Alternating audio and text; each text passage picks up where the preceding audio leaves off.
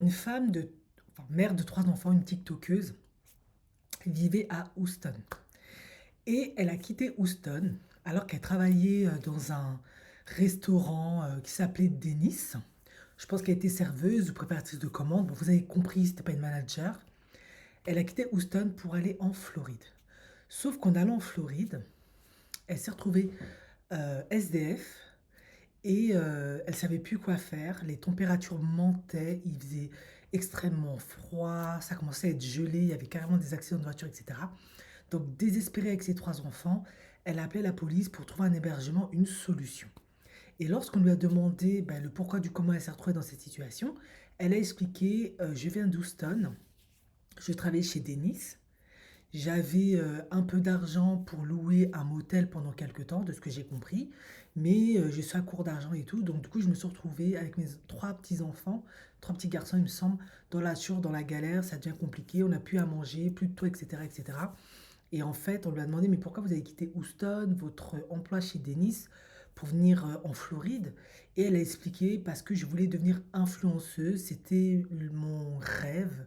En effet, tous mes influenceurs préférés sont de la Floride, donc je voulais être proche d'eux et réaliser le même rêve que eux.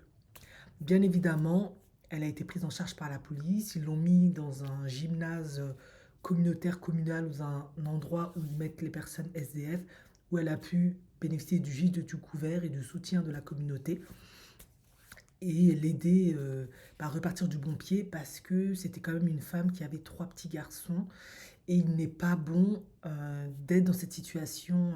C'est vraiment triste et alarmant. Bien évidemment, c'est parti sur les réseaux sociaux et tout le monde s'est insurgé contre cette femme parce qu'ils l'ont trouvée irresponsable, ils ont estimé que c'était complètement stupide de faire ça, qu'il fallait lui reprendre les enfants, etc. Bon, moi, je vais donner mon avis sur la question. Honnêtement, je comprends parfaitement le ressenti de toutes ces personnes-là. C'est vrai que c'est scandaleux ce qu'elle a fait.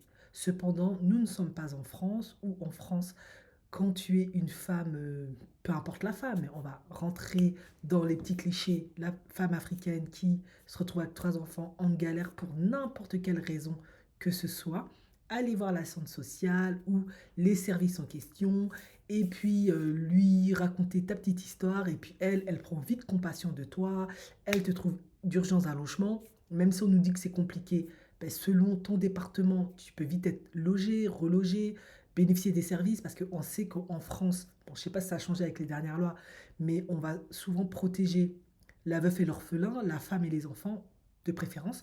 Donc il y a tout un tas d'aides, parce que la France est quand même un gouvernement qui est plutôt providentiel.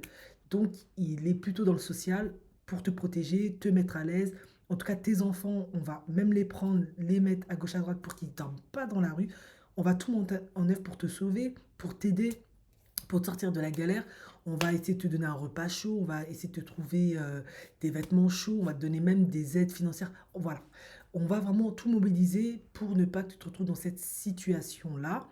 Surtout, à mon avis, je peux me tromper, mais de mes souvenirs que j'avais, surtout quand tu es française. Je sais que vous allez me dire, oui, mais les immigrés, mais ça, c'est. Les migrants, c'est un autre cas. Donc, là, nous sommes aux États-Unis. C'est pas un système providence sociale, c'est la loi de la jungle en fait. Donc elle, si elle a grandi dans un ghetto afro-américain, elle a aucune qualification, aucune instruction, elle a peut-être même pas été vraiment scolarisée, elle ne sait à peine lire et écrire, en tout cas c'est pas le top. Elle a eu des enfants avec, on ne sait pas où est le père forcément, parce qu'il y a la culture de la baby mama, et dans les ghettos afro-américains, on grandit avec beaucoup de promiscuité, on fait face à plein d'abus, plein de violences, tout un tas de trucs, donc ça favorise aussi les, les comportements sexuels jeunes, en tout cas tout ça. Du coup, ben, elle se retrouve dans une situation avec 3 enfants et voilà, à un moment donné, elle est déjà en souffrance, elle est déjà en précarité.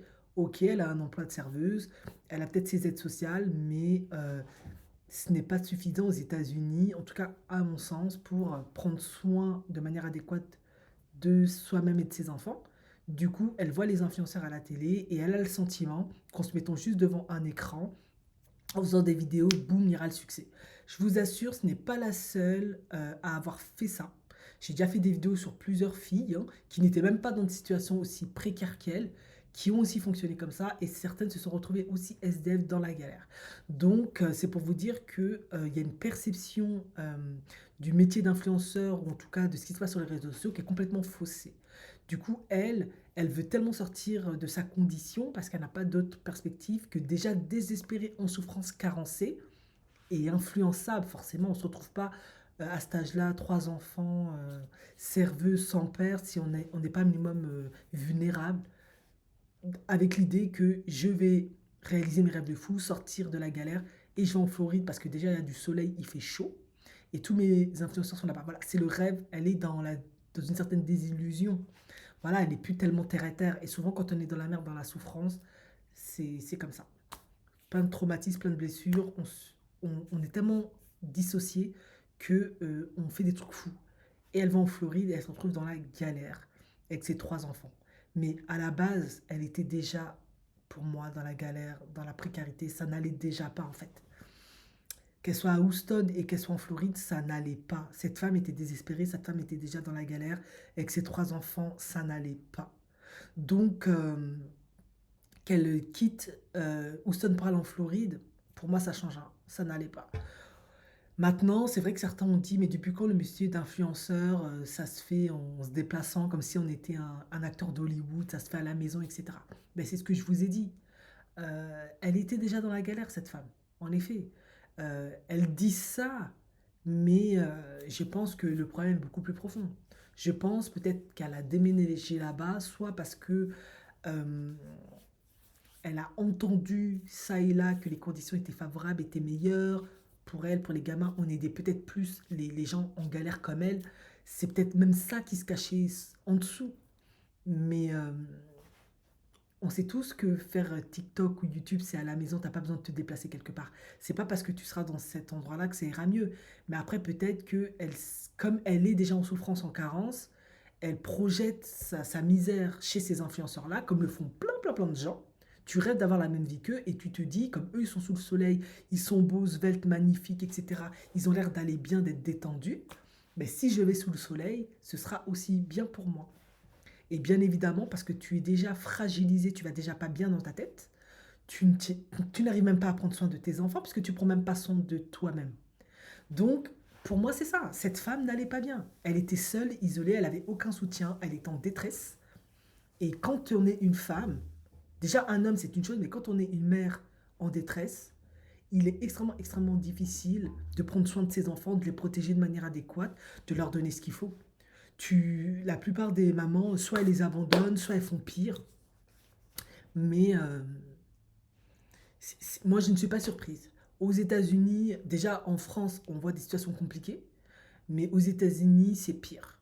La précarité, le manque de soutien, le manque d'aide, la fragilité des gens, le manque d'instruction, tout ça, ça les met dans des situations extrêmement compliquées. Il me semble avoir fait une vidéo, une jeune femme, elle avait un diplôme, et une autre, elle aussi, c'était la même chose. Elle, c'était une artiste qui avait quitté je ne sais pas quel patelin pour venir à Atlanta, en se disant que Atlanta, ça va être génial, elle aura des opportunités. Et elle a fait face à une compétition tellement féroce qu'elle a fini dans sa voiture, elle n'avait pas d'argent et elle était en dépression profonde, elle était en souffrance, c'était horrible. Et elle venait de réaliser, mais en fait, être artiste, c'est chaud. Il y a énormément de compétition, c'était très compliqué pour elle.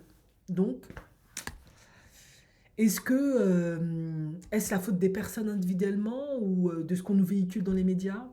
À qui est la responsabilité, à qui est la faute? Difficile à dire.